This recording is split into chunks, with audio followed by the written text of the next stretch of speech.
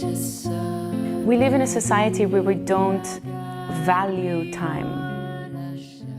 We value money and we value using our times very effectively, so we make the most money out of our time, which is a direct counter effect to creativity.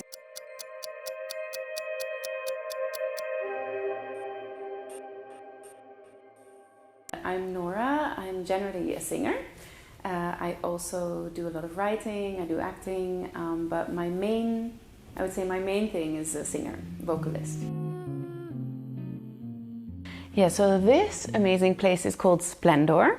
We started this collective with 50 musicians and everybody gives one concert per year that's free for the members, and that way they keep us financially alive.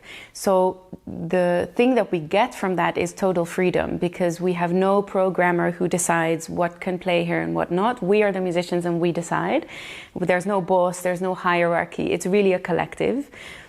And it's amazing because I can do anything here. I can walk in here and rehearse and meet people. If I see a hole in the agenda next week and I want to do a concert, I can just do it.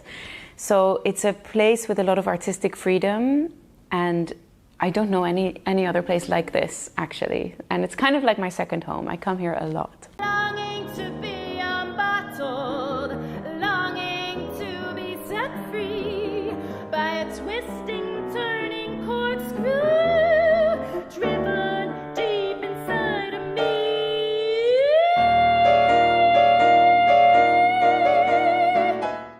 I think a lot of people have a myth that once you are a soloist on the big stages, your life is great and you're happy forever and this is what we all want.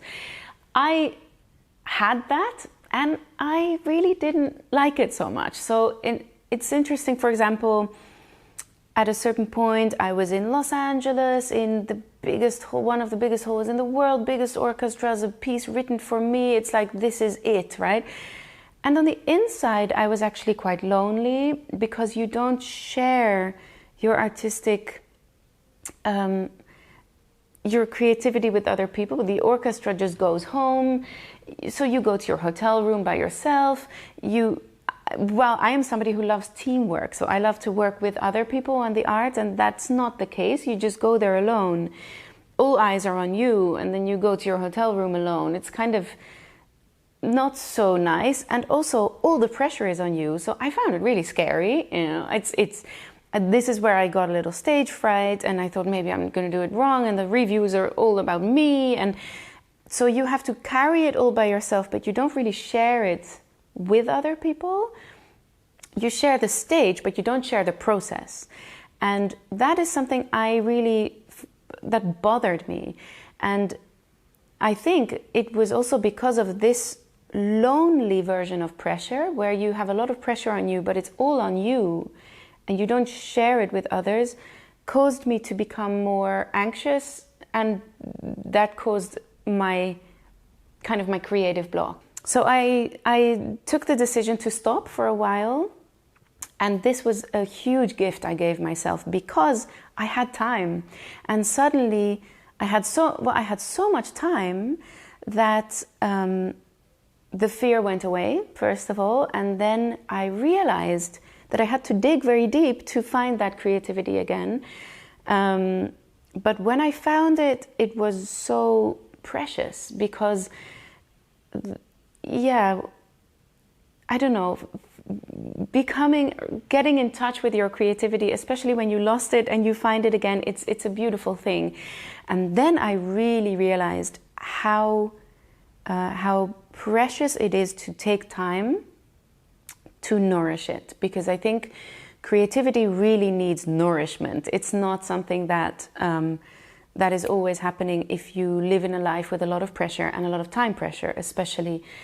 I feel like creativity happens mostly in moments where you're staring out of the window, looking at a tree, or you're taking a walk, and then suddenly ideas can come that you hadn't expected. But when you are running from rehearsal to rehearsal and from meeting to Zoom meeting to writing your agenda, it's not going to happen. So I even tricked my mind at certain points to tell myself, because we live in a society where we don't value time. We don't value free time. Free time is like something we don't value. We value money, and we value using our times very effectively, so we make the most money out of our time, which is a direct counter effect to creativity. So, but I'm in this culture, so I have this mindset too, where I feel like taking a lot of free time is somehow bad, or I should use my time better. So I started to trick my mind, saying I'm taking a walk and I'm being paid for it, just telling myself like this is work. It sounds really stupid, but it helped, because then I allow myself to take that free space, that time space, that timeless space, and know that this is something I need for my work. And it's strange that we have to tell ourselves things like, well, this is work, I'm being paid for it, but whatever works, you know. It worked, because then creativity came again, and I do this a lot. So I really protect my timeless spaces, because they are very important. If you're in a creative life, you cannot expect it just to be there and fill your agenda from top to bottom and expect creativity to happen. It doesn't work like that. Hush, no more. Hush, no more. Be silent. Be silent.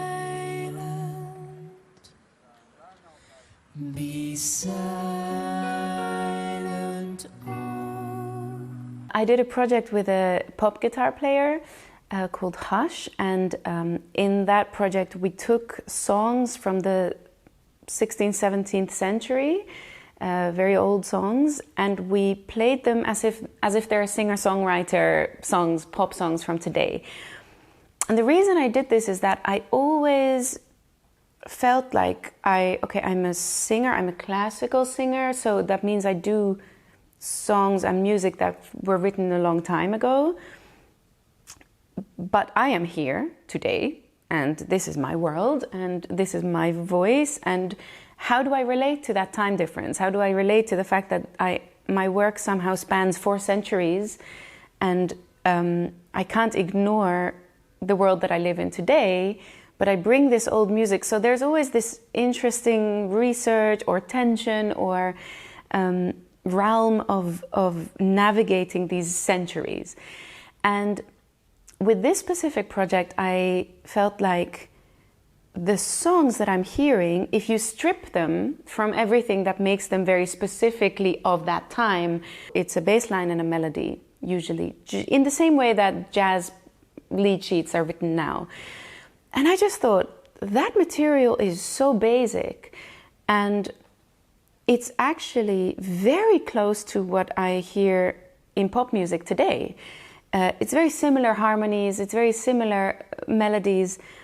So there's something very universal about it and very timeless. But I wanted to see what happens if we reapproach these songs in this time and ask ourselves the question, if this composer would have lived now, what would he have done? He wanted to write a ballad, or he wanted to make us cry, or he wanted to write something dancey, funky.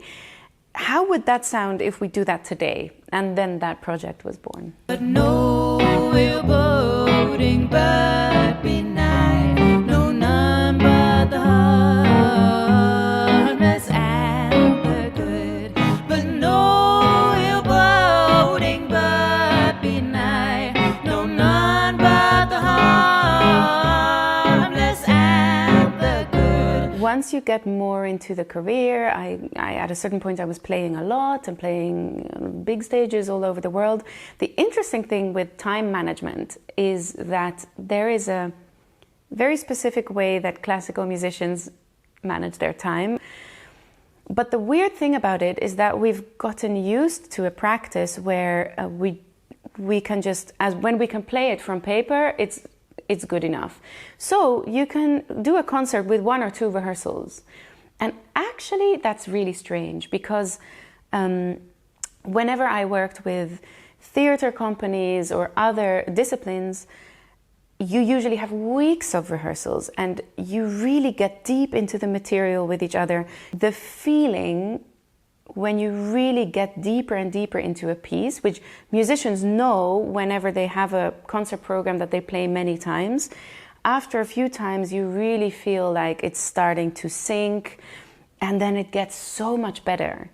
And this is something I think should be a standard in the practice and not a luxury that happens only for musicians when they play more times. So the amount of time you wish to spend on rehearsals is something to think about. Sing of the whole world, but don't sing of me.